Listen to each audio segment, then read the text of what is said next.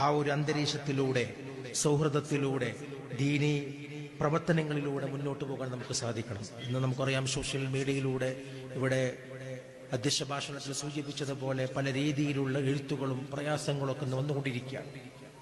നമ്മളെ കെട്ടുറപ്പിന് ഒരിക്കലും അത് ബാധിക്കാൻ പാടില്ല. അങ്ങനത്തെ ആളുകൾ ഒരു വിഡ്ഢികളുടെ സ്വർഗത്തിലാണ് എന്നാണ് പറയാൻ ആഗ്രഹിക്കുന്നത്.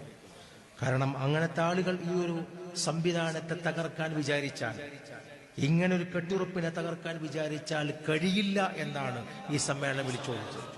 ഇവിടെ ആ പോയതുപോലെയുള്ള ആ സൗഹൃദവും അന്തരീക്ഷം കാത്തുസൂക്ഷിച്ചുകൊണ്ട് തന്നെ നമുക്ക് പോകേണ്ടതുണ്ട്.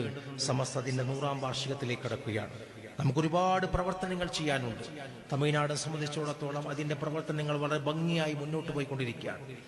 കേരളത്തിന്റെ മാത്രമല്ല, തമിഴ്നാടിന്റെ ഏറ്റവും വലിയ സമസ്തയുടെ വേരോട്ടമുള്ളൊരു മണ്ണാണ് നീലഗിരി എന്ന് നമുക്കറിയാം. ഈ വിക്കായയുടെ പ്രവർത്തകന്മാരെ കാണുമ്പോൾ